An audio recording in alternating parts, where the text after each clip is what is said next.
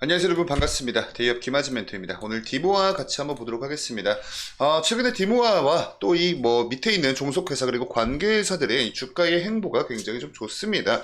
이런 이유 자체가 이 AI와 또 이 클라우드 사업의 좀 본격화를 하기 위한 그런 정말 실질적인 움직임들을 가져가지고 있어요. 자, 그래서 이 관계회사, 이 디모아 아래에 있는 관계회사들끼리 170억 원 규모의 토지를 매입을 하면서 현재 급증하고 있는 데이터 센터 수요에 대응을 할 것이다 라는 이런 보도 자료들이 나오고 있죠. 자, 그래서 그런 부분들 오늘 저와 같이 본격적으로 살펴보도록 하겠습니다. 자, 우선 디모아가 이 B2N의 경영권을 인수를 했습니다. 목적 자체는 클라우드와 AI 산업 관련돼서 경쟁력을 강화를 할 것이다. 자, 그래서 이 디모아는요, 최근에 빅데이터와 AI 전문기업 B2N을 인수하면서 DCO를 포함한 혁신적인 협업체계 구축으로 기업 가치를 극대화할 계획이다, 이렇게 밝혔고요. 우리 디모아는 여러분들 다들 잘 알고 계시다시피 이 글로벌 빅테크 기업 총판이죠. 자, 그래서 요걸로 갖추고 있는 인프라에 B2N이 가지고 있는 AI와 빅데이터 분석 솔루션을 결합해서 보다 더 효율적인 서비스를 시장에 공급할 수 있게 된다라는 사실.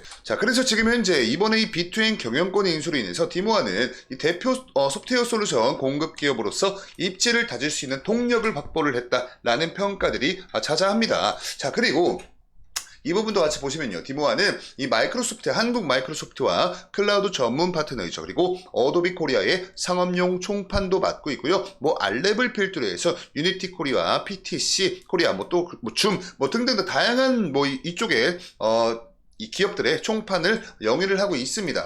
이런 기업 개요나 사업 개요 같은 부분들은 우리 주주님들 같은 경우에 다들 잘 알고 계시니까 이런 부분은 이렇게 간단히만 체크를 하시고요. 자, 우선 이 B2N 같은 경우에는 정부가 지금 현재 주도하고 있는 AI 학습 데이터 구축 사업을 하고 있고요. AI 기반 기업 금융 플랫폼 구축 사업도 하고 있으니까 이 AI와 이 빅데이터를 대표 키워드로 주력 사업으로 영위를 하고 있는 그런 기업이에요. 그래서 이 생성형 AI 도입 확대와 좀 더불어서 클라우드 전환 가속화로 급증하고 있는 데이터 센터 수요에 선제적으로 대응을 하기 위해서 지난 2일에 화성 일대 토지를 170억 원을 들여서 매입 계약까지도 체결을 했습니다. 자, 근데 여러분들 이 내용 자체가 조금 어지러우실 수 있어요. 그래서 이 부분 같이 보시면요, 우선 이 디모아 같은 경우에 B2N의 경영권을 인수를 했습니다. 자, 그래서 이 디모아가 밑에 B2N의 경영권을 인수를 했는데, 이 B2N은요 여러분들 이 IOK라는 기업과 같이 이 특수 목적법인 이 AI 링크를 통해서 이 토지를 매입을 했다라는 거예요. 그러면 B2N과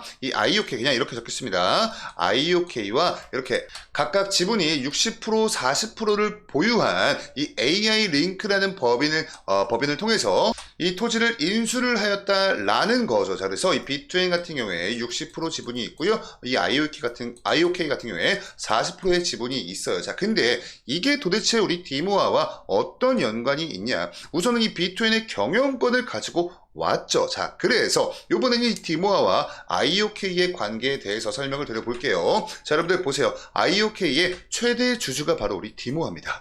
우리 디모아예요. 그렇기 때문에 이 IOK와 좀 더불어서 이 B2N, 얘네가 지금 이 토지를 매입을 했는데 그 목적성 자체가 이 AI와 이 클라우드 자체 요쪽에 이 수요를 충족시켜주기 위해서 인터넷 데이터 센터가 굉장히 좀 이 물리적인 저장 공간으로 굉장히 중요할 수 있거든요. 그래서 이런 부분의 수요를 충족을 시키기 위해서 선제적인 대응을 한 것이다. 이렇게 여러분들 정리를 좀 드릴게요. 자, 그래서 가장 최근에 우리 디모아의 주가의 흐름만 놓고 봤을 때 굉장히 좀 좋은 방향으로 가고 있다가 최근에 요 근처에서 좀 저항에 밀려서 가장 최근에 이렇게 좀 주가가 조금씩 조정이 나오고 있어요. 자, 근데 오늘 장에서 여러분들 7%가 넘게 빠졌습니다. 이게 우리 디모아 관련해서 개별적인 악재 때문에 빠진 게 아니에요. 자, 보시면은 시장 자체가 오늘 그냥 터져버렸어요. 코스피는 3.65% 빠졌고요. 코스닥은 4%가 넘어간 4.2% 빠졌거든요. 그래서 코스피 같은 경우에 2700선, 시원하게 깨졌고요.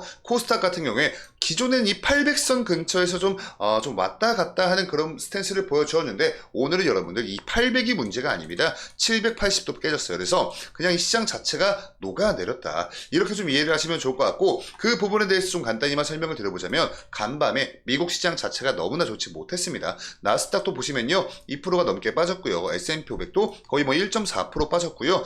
가장 너무나 좀 심각했던 부분이 바로 이 반도체 지수, 미국의 필라델피아 반도체 지수가 무슨 종목 마냥 7%가 넘게 빠졌습니다. 이 이유가 거시 경제적인 이유가 있고 또 개별적인 이유가 있어요. 우선 개별적인 이유에 대해서만 좀 설명을 드려보자면 인텔, 미국의 이 반도체 산업을 좀 어떻게 보면 견인하고 있다라고 좀 말씀을 드려도 좀 무방할 정도의 이 인텔이라는 이 기업의 실적이 시장의 컨센서스보다 하회하는 실적이 나왔습니다. 그래서 기존에 안 그래도 이 시장 자체를 주도하고 있는 테마가 AI와 반도체 테마였잖아요. 자, 근데 이 반도체 기업이 인텔의 실적이 이렇게 좀 좋지 못했다. 오히려 시장 예상치보다 하회를 했다 해가지고 어제 간밤에 인텔 주가가 20% 넘게 빠졌거든요. 자, 이런 부분이 이 필라델피아 반도체 지수에 굉장히 좀 좋지 못한 영향을 주었고 여기까지가 좀 개별적인 이유다라고 한다면 이제는 좀 거시적인 이유에 대해서 말씀을 드려볼게요.